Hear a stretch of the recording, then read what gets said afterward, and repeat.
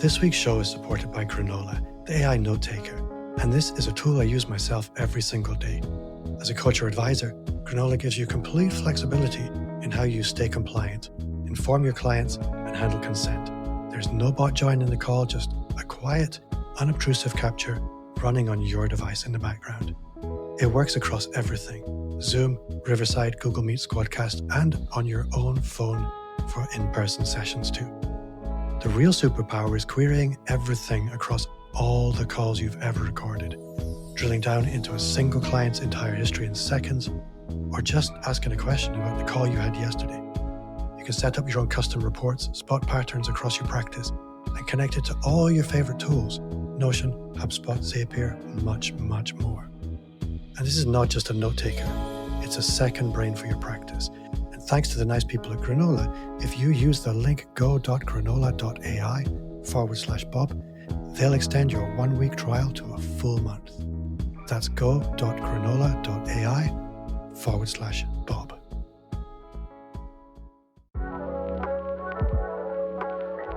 Welcome to Building Your Leader Brand. Today on the show, Bob is speaking with Gordon Callum. I think that's a good way of looking at it, is have projects that you are retiring into so that you're actually looking ahead already and you're ready to run the minute you do retire. If you retire from something without anything to go to, you will always be looking back. So have something to look forward to and retire into something. Hi there, and welcome back to Building a Leader Brand. My name's Bob Gentle, and every week I speak with amazing people who share their secrets to building, marketing, and monetizing their expertise and the mindset you need for your business to grow and thrive. If you're new, and I ask this in all seriousness, take a second to either follow if you're on Apple Podcast or subscribe if you're on Spotify. Any other signals you'll tell those beasts, like a review, anything like that. They're inordinately helpful. This podcast is currently ranking on listen notes in the top 2%. I would be amazed. I would be delighted if I could get them down into the 1.5%. And that's all in your hands. So again, if you're new to the show, you will love the Personal Brand Business Roadmap. 50 pages of everything you need to start, scale, and fix your expert business. You can visit the link in the show notes or visit amplifyme.agency/roadmap. So this week, we're talking about changes, big changes. They come in all shapes and sizes and at all points in life. And it's almost like I set it up to help me talk about transitions, whether that's a pivot in business, whether it's a big pivot in life. Gordon Callum from Retiring Point, welcome to the show. Good morning. Nice to see you again, Bob. Yes.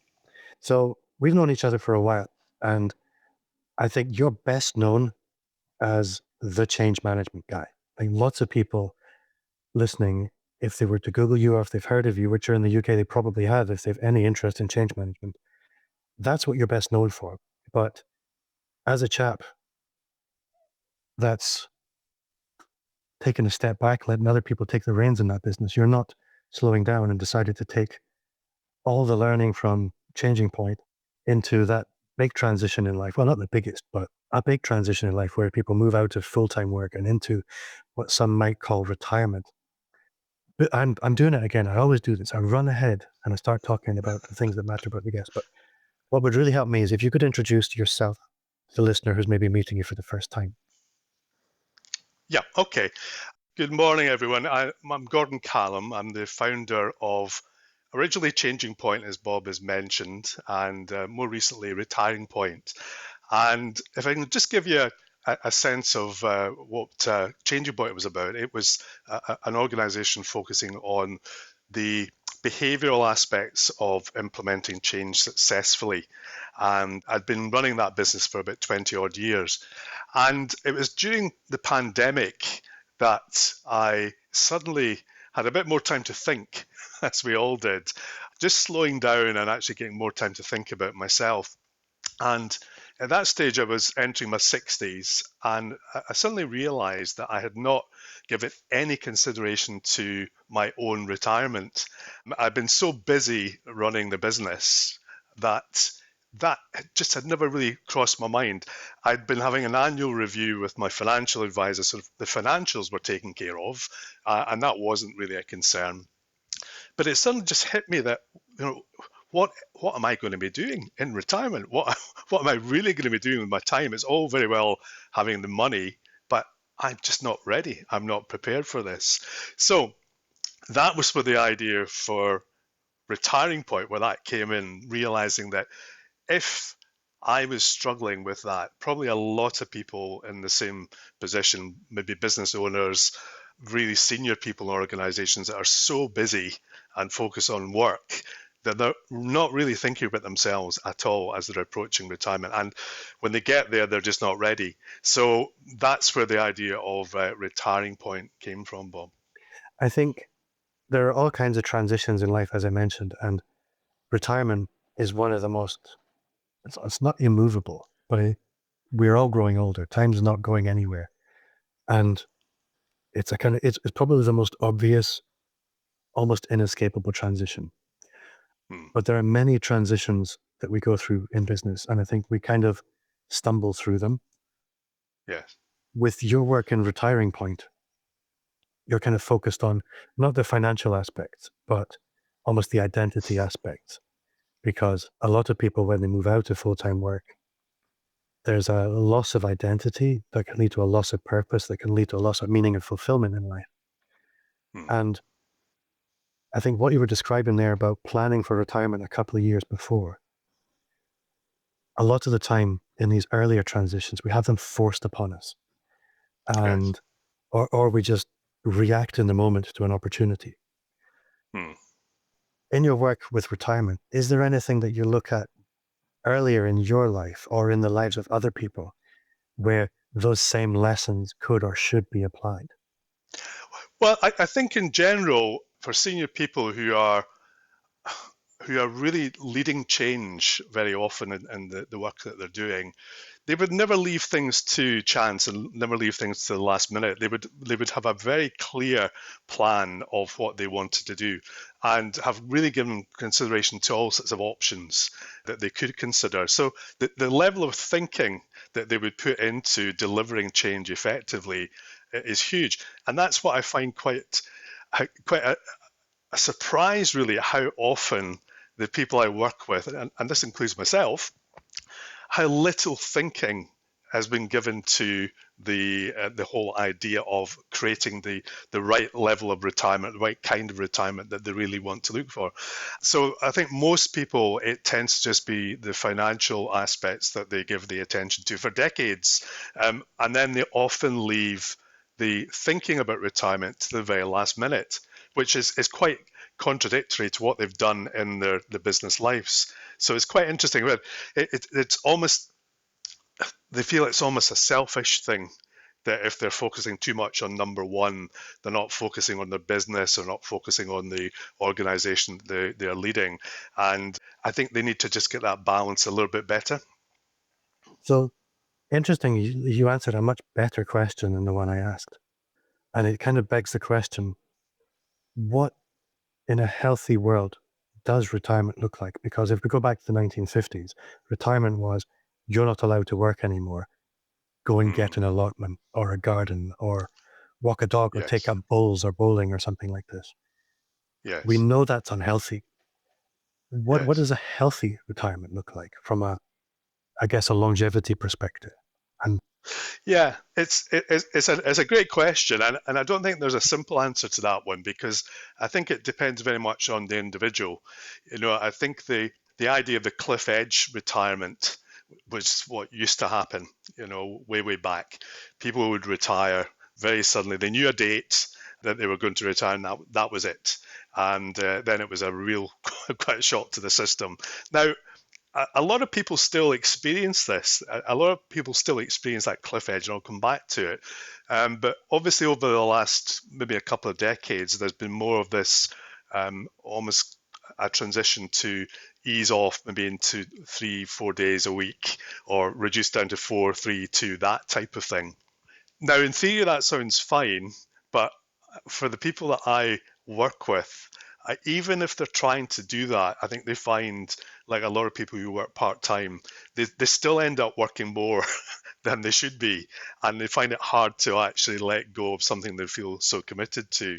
So I don't think it's quite as simple as let's just have a kind of easing off plan for for chief execs and C-suite level and partners in legal firms, accounting firms, or business owners, that type of people, that's who I tend to work with most. They find it quite hard to follow that approach. So the theory is there, but for a lot of people, it still ends up being more of a cliff edge ending. So in some ways, the way that I look at it now when I'm working with people, I try to help them with the transition over the last couple of years or so of their working life. So that's part of the work that I do, help them to transition away from the role that they have, as well as starting to think more about themselves and what they really could do in the retirement, and actually trying a few things out, giving themselves permission and time to experiment over the last 2 years with things that they might want to try and see if it's what they want, instead of waiting until they retire and then starting the experimentation and finding that it's not what they wanted or not what they thought.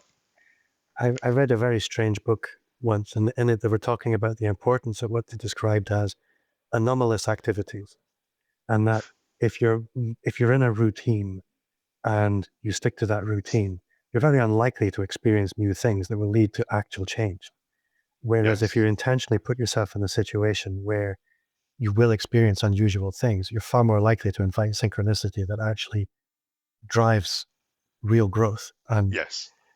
I think when you're coming up to retirement, when your identity is that bound, as I think it is for most business owners and leaders, we spent so long with that single focus that when we look at it sort of diluting, there's not much left behind, and that requires an intentional replacement. Which begs the question for me. I've almost certainly heard of this Maslow's hierarchy of needs. And I think for a lot of people thinking about retirement, there's a lot of anxiety about the financial side of things. And so they're operating from lower down that hierarchy. But when that's not the case, and you're operating from higher up the hierarchy, a lot of people, I think at the top of the hierarchy, I'm no expert in this, but I think self-actualization is when everything else is taken care of. Identity, how do I feel about my role in the world, becomes prime. Yes. But that's not the case for everybody. Lots of people are motivated by very different things. And I'm curious to know how diverse what lights people up is in your experience when they're moving towards retirement. Yeah, it's a really interesting question, Bob. And one of the things that I encourage everyone to consider as they're approaching retirement is what their personality preferences are. And, a lot of people that I work with have already had profiles done, Myers-Briggs, Insights Discovery, or DISC, or something like that. So they are aware of their behavioral preferences. And I think that actually is very important. But when they are doing that in a business environment, it tends to be more from a kind of leadership viewpoint that you're actually looking at what your behaviors are like and what's your impact on others. What I like to do in Retiring Point is get people to use a persona profile that is retirement focused, and get them to put a retirement hat on when they're answering the questionnaire, to actually get them to think about what the real personality is, not the person that they are maybe trying to be effective in work. Because I think sometimes you're having to modify yourself to the culture of an organization. So I think that's an important thing for each individual to understand what motivates them. And that goes part of the way to answer your question in terms of their needs. Because if you have someone who is, let's say, a very extroverted thinker, they naturally will want to have goals for the retirement. They will remain competitive. If that's the real them, they will still want to have competition and goals to go for in the retirement. If you've got someone who's more of an extroverted feeler, they will want plenty of variety. So for them, it's going to be how many different projects can I get involved in and spin so many different plates, because that's what they love. They love variety. If you have more of an introverted feeler, they like to be involved in a cause. So for them, it might be finding one key thing that they align strongly with their values that they want to invest more time in. And then finally, if it was more the introverted thinker, I find that these are the ones that absolutely need to find a new rhythm of life. They're quite structured individuals and like to have a clear plan that they're going to follow through. And I find working with them that they really struggle actually at the beginning. They need to find this new rhythm quite quickly, otherwise they feel quite lost. So I don't know if that answers your question, but I think it depends on the personality type as to what they should be seeking to give them fulfillment and motivate them in retirement. I have a strange confession to make. I've never heard of an extroverted thinker or an introverted feeler. This is all news to me. I have some work to do. There will be people listening who are very far from retirement, and that's okay. I think I would like to consider myself one of those. But if anybody wants to give me a phenomenal amount of money, I'm not averse to it. However, you had a very successful business in Changing Point, and constants in business don't really change. The technology changes, all kinds of things do change, but there are constants. And I'm curious to know what it was that you feel drove the success in Changing Point. And if you were going to be advising anybody who was maybe in a similar space, because I know a lot of people who operate in this space and they often fail to thrive, what advice might you give them? Well, I think with Changing Point, the simple premise was that organizations and businesses are always going through change. That's, part of the kind of nature of business. And I think what I'd experienced personally in the past, my background was in the pharmaceutical industry, and I'd experienced mergers, takeovers, restructures almost on a kind of annual basis. And what I found was that most organizations have a focus on strategy and process and not so much on people. And for me, that was the key thing that I wanted Changing Point to focus on, the behavioral and the people side of change. How do you align people to a new strategy? How do you align people to new processes and get them to buy into that? And quite simply, that was the approach that I took in Changing Point from day one. And that's something that I've continued, and it has always been that way, that it's the people first to get them aligned to the changes that are going on the business that will actually deliver the change in the end that you're looking for. If you focus too much on process and strategy, you will inevitably fail. There's a very well documented statistic that about 80% of change initiatives fail to deliver, and it's because often the people are not aligned to these changes. So that constant for me is the people side of change, and I've never wavered from that. It would have been easy to kind of move into more into the process side of things and all that, but we've always focused on that one aspect, that one element, to deliver the results that people are looking for. And I can imagine how that drives retention and most certainly drives referrals. But the initial acquisition, I think, is often a challenge for people. Obviously, you have to keep them. You have to provide a great customer experience. But the acquisition in the first place, I think a lot of people also struggle with. And I know that being in business with Changing Point for as long as you were, you wouldn't have remained in business if you didn't have a good process around that. What did that look like for you? Well, in terms of the process, the intention was always to have long-term clients. So when we won a client, we were not looking at that as a one-off project. We were there to exceed expectations through the delivery of tangible results that they were looking for. And if they could measure the impact of the results that we were delivering, I knew that would likely result in further work. So that was the intention, that we always aimed to over-deliver on the expectations with the aim of having long-term clients. And that was what was very successful. So sometimes we would have, a major change initiative in an organization that would be in there working for maybe a couple of years, and then we wouldn't be in there for maybe another 5 years, and they would call us again because they knew that they needed help to implement the next change they were going through. And that was great. We were very happy to operate that way, to have that kind of regular callback from previous clients. Now, I think being in the change management space, you have processes for that. Everybody knows that people in change management, they have frameworks, processes in order to move people from one place to another in a structured way. Moving into retiring point, what have you brought with you in terms of frameworks, and what process can people looking at working with you now expect? Yeah, that's a very good question, and I have borrowed quite a bit from the experience of Changing Point to modify it to be relevant to Retiring Point. So I think one key thing for people is to recognize that moving into retirement, a lot of it is breaking habits.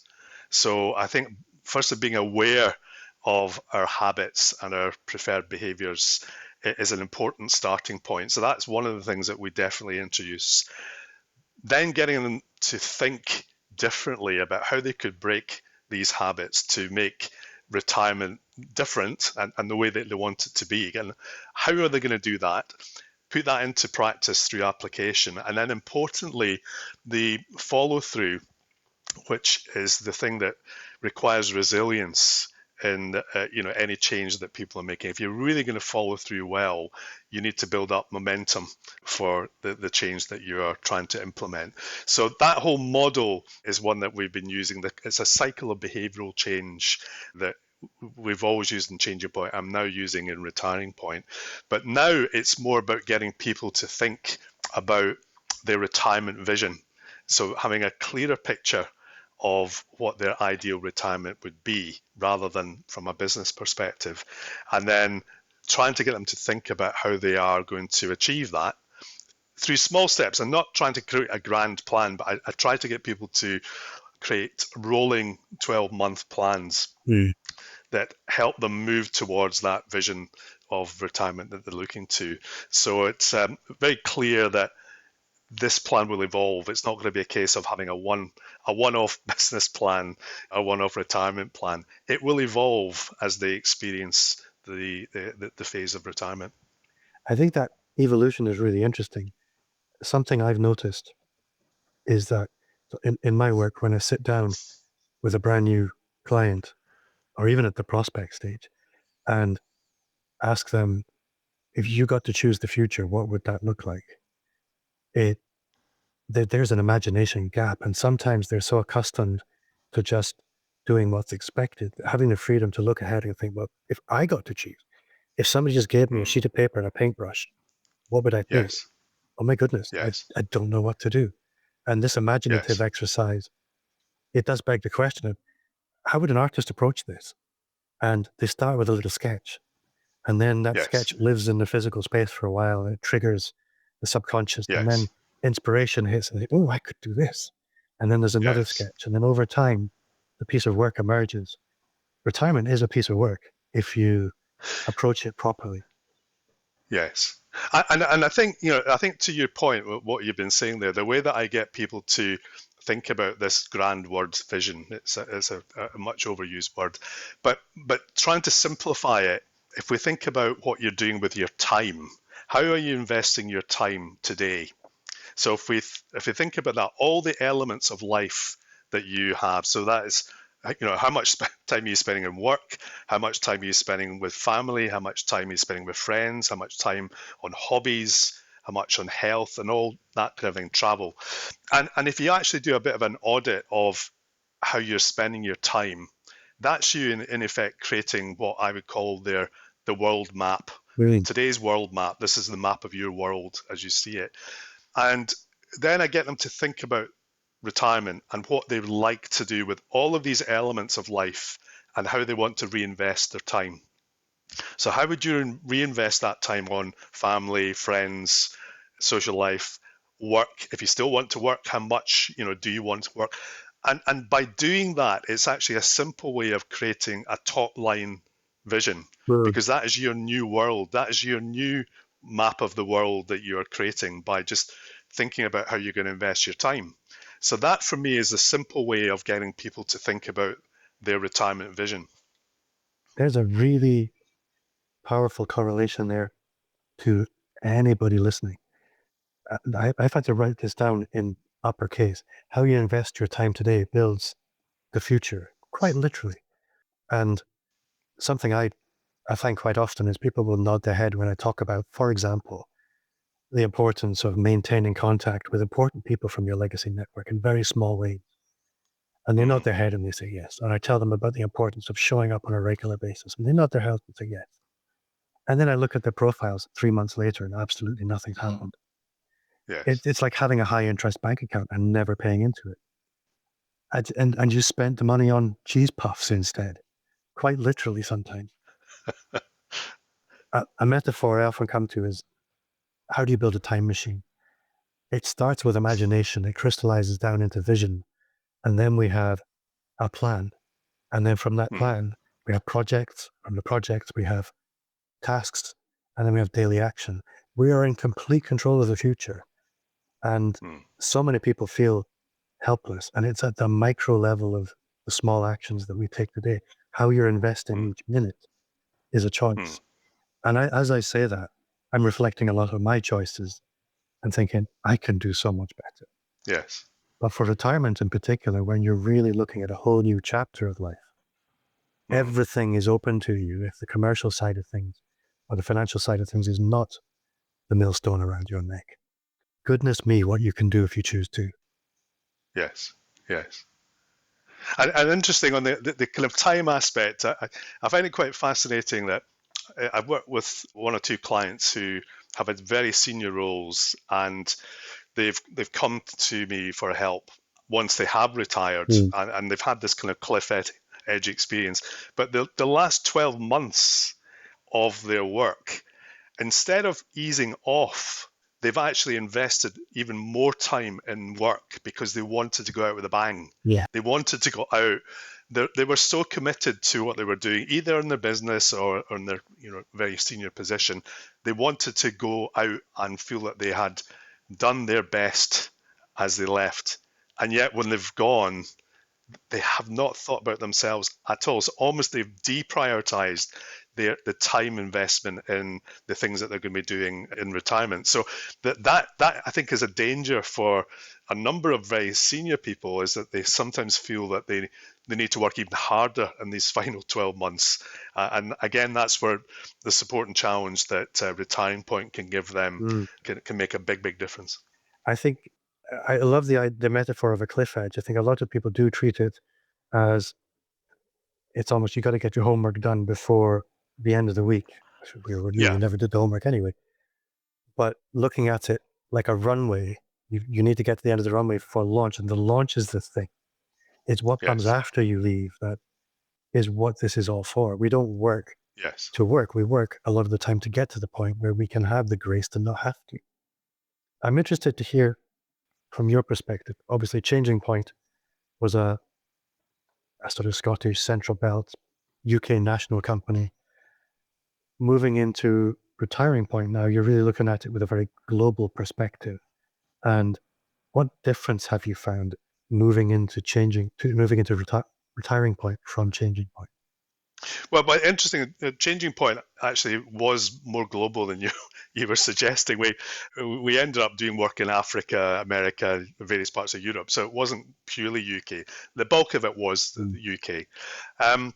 So moving into Retiring Point, the key difference with Retiring Point is that I'm operating Retiring Point mainly virtually rather than going in person to organizations as I was doing with Changing Point. So that's one of the big differences. It's been done virtually, so therefore it can be across the globe in terms of reach. So the program that we offer is an online program with virtual coaching support. So the virtual coaching is there to provide that support and challenge to people going through it. So that's probably one of the main differences, that rather than mainly being in person as it was with Changing Point and really physically being there, this is much more kind of online, which is great. But it also does mean that from a time perspective, I need to remember the time zones across the world, which is a slightly new challenge to me in terms of I could work more or less through the day if I wanted to. So that is a new challenge that I'm having to work Just with. avoid Australia. I'm only kidding. If you're in Australia, you're my favorite. So when you talk about it being a virtual experience, I think I'm going to push back a little bit and say it's a very virtual Gordon Callum experience. It's not like you're punting this off to delegates. I think it's a very intimate experience as far as I understand it. Yes, I mean the whole point about it is with the coaching support, we really get close to people to really challenge them and support them during the transition. So as I was saying before, the ideal timing really is actually helping people as they are slowly transitioning away from the work. So it's like executive coaching with a kind of double pronged approach. So still thinking about work and how you're actually going to let go, but then starting to think more about yourself as you're starting to prepare for retirement. So yes, it is very much hands-on that way, but done virtually. So we should pivot into, see what I did there, pivot into part 2, where we're going to look at Gordon Callum's 3 amplifiers. So these are 3 things you at home can do, read, listen to, eat, exercises. Gordon is going to surprise me. He's not been allowed to tell me what his 3 amplifiers are. So Gordon, amplifier number 1.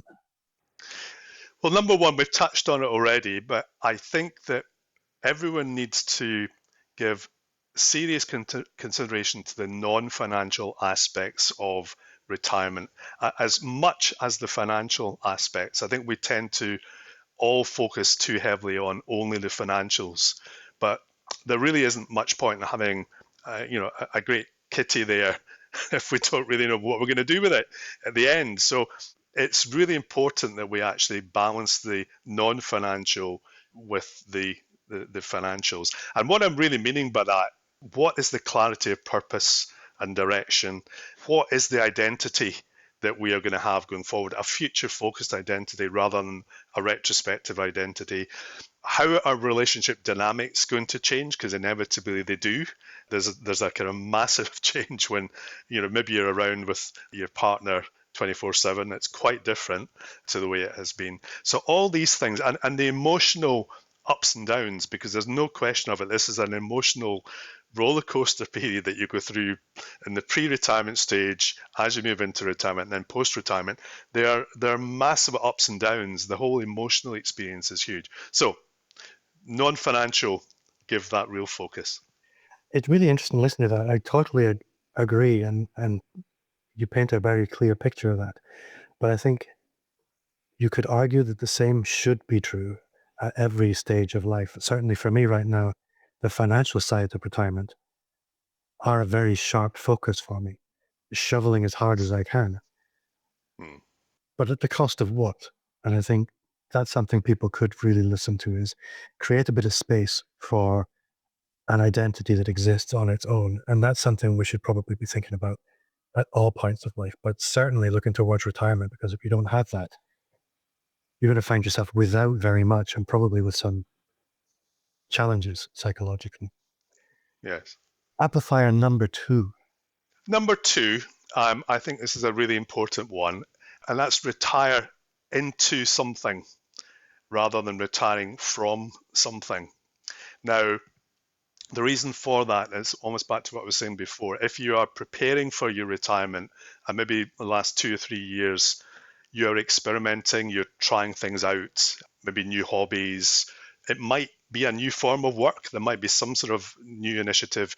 For me, like Retiring Point, Retiring Point is one of my retirement projects, and I call it project. And I think that's a good way of looking at it, is have projects that you are retiring into, so that you're actually looking ahead already and you're ready to run the minute you do retire. If you retire from something without anything to go to, you will always be looking back. So have something to look forward to and retire into something. I love the idea of a portfolio. The way you're retiring into something is a beautiful way of putting it. A lot of the people I work with are pivoting out of full-time work into what they would call a portfolio career. That Yes. sometimes comes a bit earlier in life, sometimes it comes a little bit later. But Yes. it's all about choice. You get to choose now. Yeah. And it doesn't have to be for money. It could be for whatever lights you up. It's entirely up to you. Yes. Amplifier number 3, Gordon Callum, what have we got? Number 3 is to, if you have a partner, is to think about having 3 retirement plans. Okay, it's very easy for people to say, well, we need to have a retirement plan jointly that we are going to live together happily ever after with. I think the reality is that it's much healthier to have your own individual retirement plan, your partner's individual retirement plan, and then the shared aspects that are common to both that you really do want to have together. I think the danger can be that you can suffocate each other if you do not have that freedom. So back to what I was saying before about personality types, if you and your partner are quite different personalities, which often is the case because opposites attract, then it is quite important to have your own freedom to do the bit of the retirement that you really want, as well as that for your partner, that they have the time and the focus on the things they really want, but then still having this joint plan that you really definitely want to live together. So I think that would be it. Have 3 plans. I think that it's really interesting. It would be so easy to be self-focused and think, I need a plan because I'm the one who's retiring, but I'm not the only one who's having a life change. This is assuming that perhaps I'm the only one that's retiring and the partner isn't, for whatever reason. Yeah. Maybe they weren't working, maybe they're just not retiring. But my point being that you can't have your own plan without giving that to somebody else. And because if you don't, I might decide to throw myself into reinvigorating the British space program in my retirement. Yes. But if that takes me away from home all the time, that conflicting with my partner's plan she might have had, and we haven't discussed this, and this is really problematic and kind of the thing I do all the time, if I'm honest. And actually, the point you're making there, I was going to come back on, because I think the whole thing about having the plan and discussing and sharing your plans is so important, because if you don't do that, it can end up with frustrations. In fact, that happened to me. It was my daughter who's taken over Changing Point. So Jane now runs Changing Point. And she said to me one night, Mum's really disappointed in you. She thought you were going to retire. So the reason that she was disappointed was the fact that she was seeing me working away on Retiring Point and hadn't realized that this was one of my retirement projects. As I was saying, it's not I'm not trying to do this 24/7 every day of the week. It's an important retirement project for me, but I hadn't communicated that well enough to my wife. And it was only this feedback from my daughter saying that my wife was disappointed. And that highlighted to me how important the communication and sharing of the plan is. So it's all very well having these plans, but you need to be open and discuss them. So on your website, you have the Retiring Point scorecard. It's awesome. Yes. Everybody, if you're even vaguely looking ahead at retirement, you must go and do that. It's retiringpoint.com. Have I got that right? Retiringpoint.com, yeah. And if people are feeling vaguely Gordon Callum curious and they're thinking, this might be something for me, maybe I'd like to have these conversations, what would you like them to do? Well, I think that the best thing would be, if you go to the website, as you've said, Bob, and the scorecard is there to complete. It's a retirement readiness scorecard it will only take about 2 or 3 minutes to complete, and I think that's the easiest way of getting a sense of what we're doing in Retiring Point. But by all means, if anybody wanted to contact me directly, they'll find me on LinkedIn, and obviously through the website you can catch me there. The other thing you might want to do if you're interested is there's a podcast that I've started off about a couple of months ago now called Retiring Pointers. And Retiring Pointers is me really having conversations with people, senior people who have gone through retirement or are approaching retirement, and they're sharing their personal experiences of that whole retirement journey. So again, that's maybe something else for people to look at. Well, hopefully they will go and do that. If you are vaguely thinking about retirement, Gordon is definitely your guy. If you've got this far, thank you very much for listening. You are awesome. And that does bring us to the end of another episode. Thank you so much for spending some of your time with us today. If you've enjoyed the show, you will love the Personal Brand Business Roadmap. 50 pages of everything you need to start, scale, or fix your expert business. If this conversation sparked something for you today, then I would love for you to leave a 5-star review. That's 5. Count them if you're on video, wherever you listen to podcasts. And see you again next week. Gordon, thank you for your time. You have been awesome. You're very welcome.